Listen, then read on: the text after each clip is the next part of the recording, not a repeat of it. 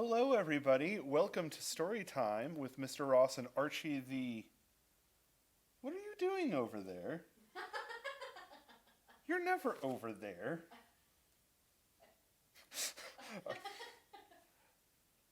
Archie's telling me it has something to do with today's Storytime theme. Interesting. So I wonder what him being in a different place means. Well, maybe you can figure it out while we're singing our opening song for today. But we're going to go ahead and get started with that. And our opening song is The More We Get Together. All right. The more we get together, the more we get together, the happier we'll be. 'Cause your friends are my friends and my friends are your friends. The more we get together, the happier we'll be. Woo! Good job, everyone. Yeah. All right. So, Archie, why are you over there? You said that you felt like making a move? Oh, wait, is that what our story time is about today? It's about moving. Oh, okay. Well, that should be fun. Yeah. I guess sometimes it is nice to go over to a different place, and just see how things are from a different perspective. Yeah. So let's go ahead and get started with our first book then, shall we? And today's first book is called Cleo on the Move by Stella Blackstone and Carolyn Mockford.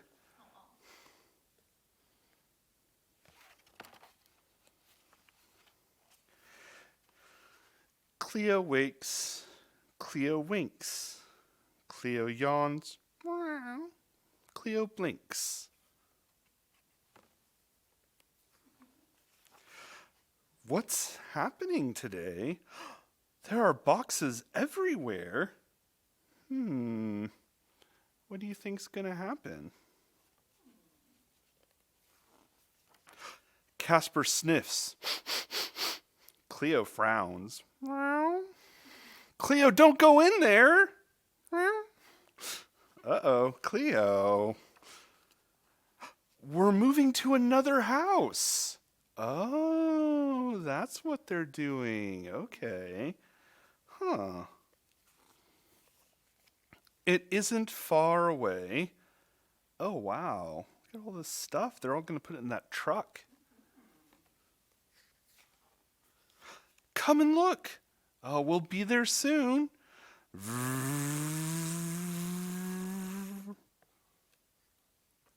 they drive along. Whoa. Now you can run and play. Roof, roof. I think Casper's ready to go. Cleo dashes. Casper chases. Roof, roof, roof, roof. Aw. Oh, hey, they've got a new treehouse, too.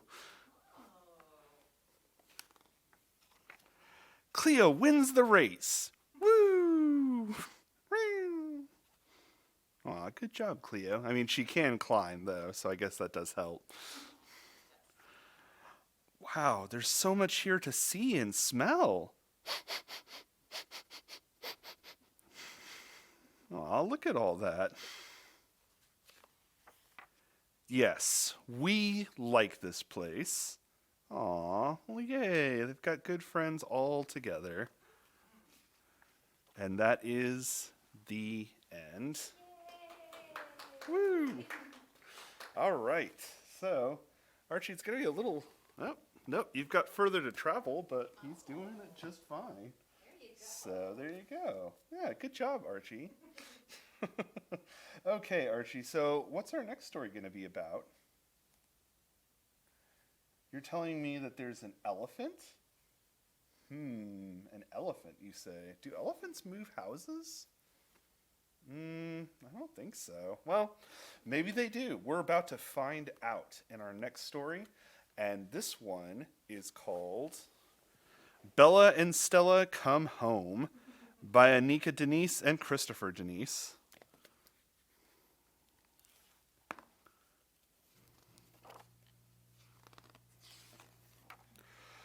My name is Bella. Today I say goodbye to my house. I stand on the steps with Stella and count them as I walk down. 1, 2, 3. Stella says she will miss our house. I hug her and say, it will be okay. We take one look back at our house getting smaller and smaller in the window. Goodbye, house. Our new house doesn't look anything like our old house. It has a long front walk and red steps, way more than 3. We count them. We count 10 steps. Wow, that's a lot.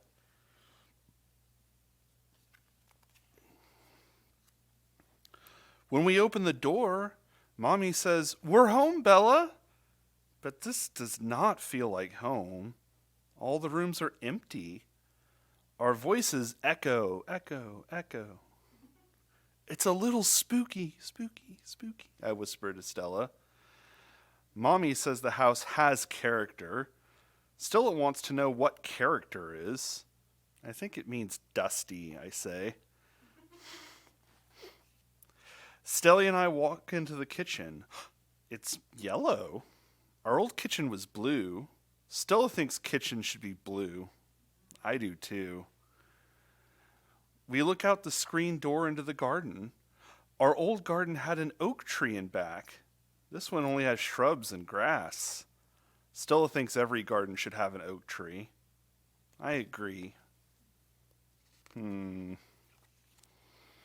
Next, we peek into the bathroom. The bathtub has feet. Our old tub was flat on the floor. I ask, what are they for? Stella has no idea. Yeah, what is a bathtub with feet gonna do? Does it walk? Let's find our room, I say. But Stella is afraid to go upstairs. Oh, don't worry, I tell her. We'll hold hands. And we do. In the upstairs hall, I see 3 doors, and I count them. 1, 2, 3. The first door makes a high as we open it, but it's just a closet. The second door makes a low, but that's Mommy and Daddy's room, not Bella and Stella's. This must be it, I say to Stella. It's the only door left. When we open it, it makes no sound at all.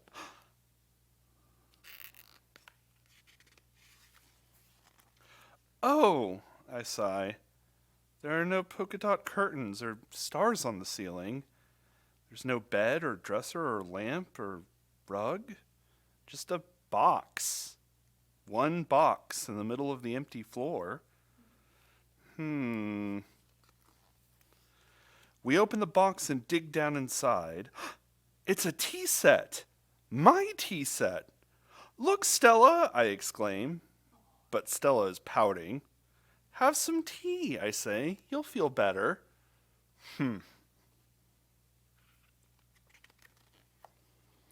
While we play, in comes the bed, and in comes the dresser and the lamp and the big round rug, all from my old room in our old house. Is this better, Stella? I say. Well, that looks a lot nicer. But laying in my bed that night, everything looks different, and feels different, and sounds different. Oh no. With no stars on the ceiling, Stella says, the room is too dark, so I ask for another nightlight. Then I click on the little lamp, and then, why don't I just turn on all the lights for you, I say. Ah, nice and peaceful.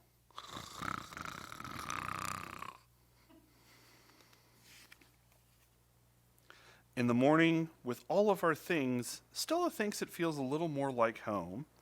I do too, I say. After breakfast, we meet the neighbors. Stella thinks we're all going to become good friends. Oh, hey. Huh, what's that? Whoa. I think she might be right. Aw. Yay. And that is the end. Woo. All right. So, Archie's going to grab that one too and bring that right on over. Thank you, Archie. We appreciate that. Okay, so do you have a hint for them on our next book? You said that there's a bird in it? Ooh, you're going to like that, aren't you? Okay, well, Archie's really excited to get this next one started. He likes anything that has to do with birds. And this one is called Elsie's Bird by Jane Yolen and David Small.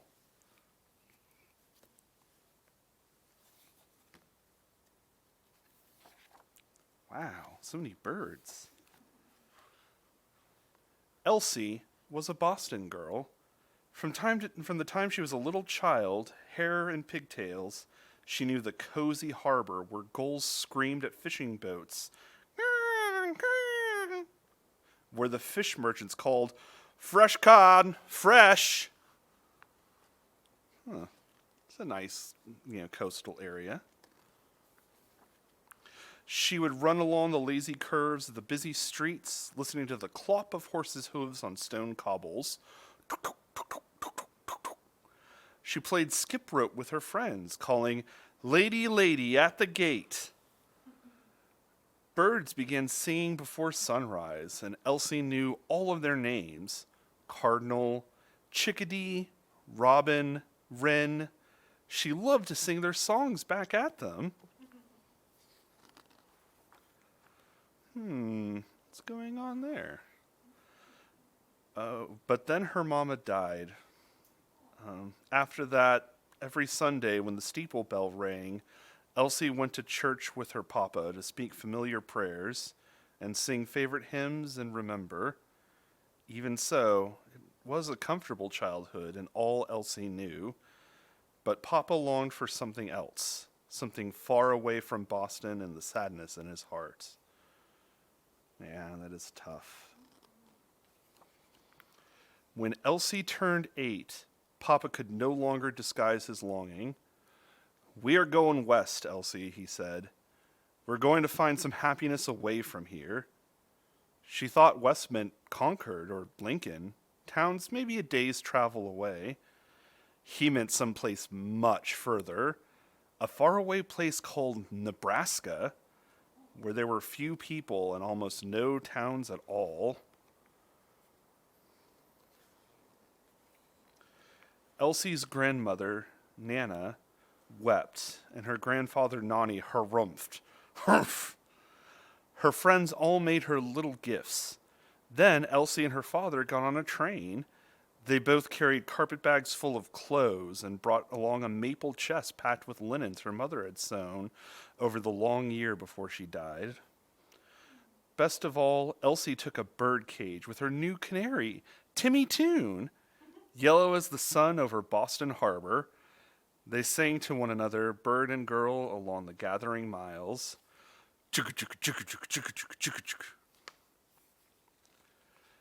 All the way west, the clacketing of the wheels reminded Elsie of how far she was going, away from the sound of the sea and the familiar bowl of sky.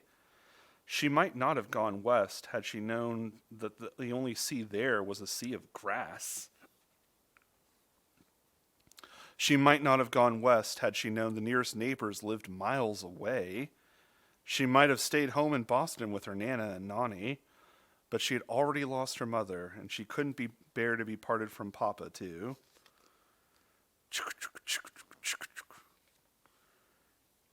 When they got to Nebraska, the plot of land Papa had bought there was only a house built in the ground. Its roof was made of sod, and the grass grew around the chimney. Elsie wrote a letter home to Nana and Nani. "Here there's only grass and sky and silence. The only sound at night was her own crying in her little bed." But she didn't let Papa know. It's hard to move away from home. Sure, there was sound in Nebraska, wind through the grass during the day, crickets and grasshoppers at night, but Elsie couldn't hear it. And when it rained that hard rain, she huddled, not listening, in the cool dark of the sod house, dreaming of Boston cobbles and bells. Yeah, she definitely misses home. Oh, but she still got a friend there. The only familiar comfort she had was Timmy Toon, and she sang back and forth with him, hymns and jump rope tunes and old catches and sailor songs like Cape Cod Girls and Come All Ye Bold Fishermen. She sang as she made dinner or sewed a sampler. She sang as she watched out the window as Papa plowed with their great horse Joe. Sometimes she stood at the door, following Papa with her eyes as he rode off in the wagon to get supplies in the nearest town, 10 miles away. But she didn't go outside to wave goodbye. Oh, Papa tried to get her to walk out. He'd say, "Come with me to the river, Elise. The fish are jumping at the flies." Or, "Come out with me to see the sunset, painting the big sky red." But she was afraid to lose herself in the silence of the prairie. She would touch Timmy Toon's cage and as if he kept her safe. "Well, I'm glad you've got your canary," Papa said, then hugged her and drove away. Only one Friday, when Papa had gone off again, buying seed and corn for the coming spring, Elise accidentally left the cage door open. Oh no! Timmy flew right out, winging through an open window. Elise grabbed up the cage and without thinking ran outside after him. "Timmy!" she cried and whistled. "Timmy!" she called to coax him back. She ran across the farmyard and into the tall prairie grass, crying the canary's name. "Timmy!" she sobbed. "Timmy!" Until all that could be seen of her was the hand holding the cage up above the high grass. The sun rose high and higher still as Elise whistled and pushed through the grass, till the house was lost behind her. Papa had told her a tale of a farm wife who walked further and further into a sea of grass and never came back. He'd meant it as a warning, but she didn't care. It was Timmy who was lost. Timmy who had to be found. "Timmy!" She cried again, and then, in a thin, hoarse voice, began to sing his favorite song, "Go in and out the window." She kept walking till she came upon a small creek, where she sank down crying on the bank. And there, where the grass stood green gold, Timmy Toon began to sing back, circling and circling overhead. Then he flew down, perched on her shoulder, and sang out aloud and long. Gently, she put her hands around him, not like a cage to keep him in, but just to touch his golden head. Aw, he came back. Suddenly, they both heard a raspy, "Cooling, cooling!" A blackbird flew over to them and sang again. "Coolie!" Elise sang back. "Coolie!" And then, oh then, sitting there, in the burbling creek, in the green gold grass, under the sun-washed sky, Elise finally heard the voices of the plains. She heard wind rippling the grass. She heard long V's of geese spinning out cries like thread, the creaking call of sandhill cranes, the bubbly larkspur far out over the tall stalks. She clapped her hands and sang back to them too, skip rope songs and sea shanties and hymns from her Boston church, and Timmy Toon sang along with her. "Elise! Elise, where are you?" Elise heard a frightened voice calling her name from far, far away in the grass. It was Papa. "Papa," she cried, "I'm here, here!" She picked up the cage and ran toward the sound of his voice. Timmy followed above her, stopping now and then to rest upon a stalk. When she saw Papa at last at the edge of the tall grass, Elise heard other sounds too, for he had bought 5 hens and a strutting, banting rooster in town that very day, and he had traded Mama's 1-star quilt for a dog. Oh, well, he's got a new dog now. How Elise loved that hound from the first moment it greeted her, jumping up and licking her face, and then a ruing in her ear. Roof, roof!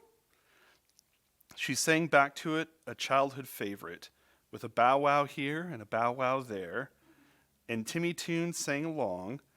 That hound, those hens, that banty rooster, and all the noise they made kept Elise's house full of sound, and Elise loved them all, for they turned her house into a true prairie home. Aw, and that is the end. Woo! All right. Cool. Thank you. Appreciate that, Archie.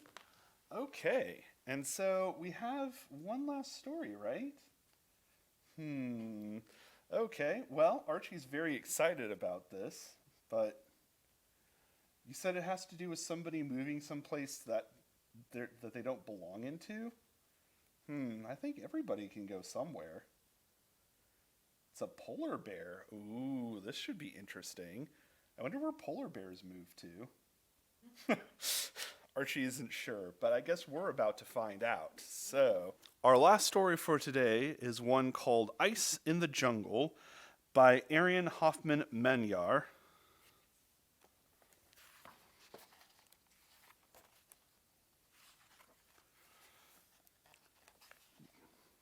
When Ice came home from playing with her friends, her mother was already waiting for her. Whee! Great news, my dear, she said.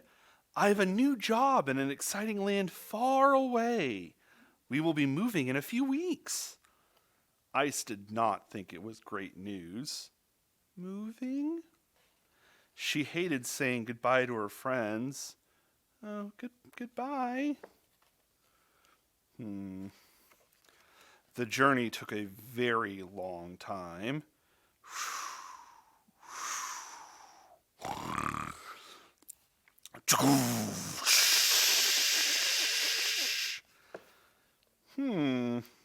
Wow, that's very different. Finally, they arrived at their new home. It was so hot. Oh. Ice unpacked her suitcase and decorated her room. Aw, yeah, she does miss her friends.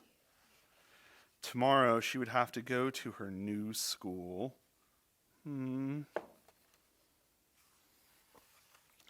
When she met her classmates, everyone stared at her. Oh, wow. So many different animals. Look at all of them. During lunch break, the children asked Ice many questions. Where are you from? What do you like to eat? Ooh, do you like it that it's hot? But she did not understand a word they said. Aww. Soon, Ice was lost. She felt all alone. She missed her old home and friends. While she was feeling sad, her toy suddenly appeared. Wait, huh? And then she was given a present. Huh. She had never seen such a strange thing before. I wonder what that is. Ice copied the others. See? Very good. Oh, yeah, that's good. Wait, no. It was the strangest fish she had ever tasted. Ice did not like her new home very much. Everything was so different. Only her mother's hug felt the same as always. It will get better, you'll see, said her mother. You'll make some new friends soon. The next day, Ice tried to make friends. Can I help? Well, maybe it, hello, can I, But everyone seemed too busy doing other things. Oh.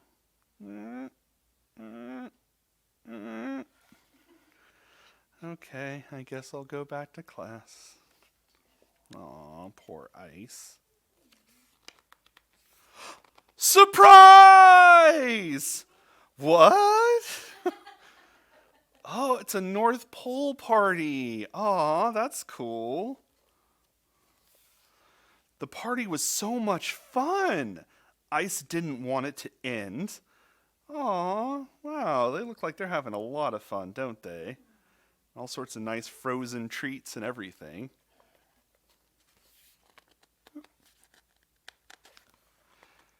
Please, can my new friends come home to play tomorrow?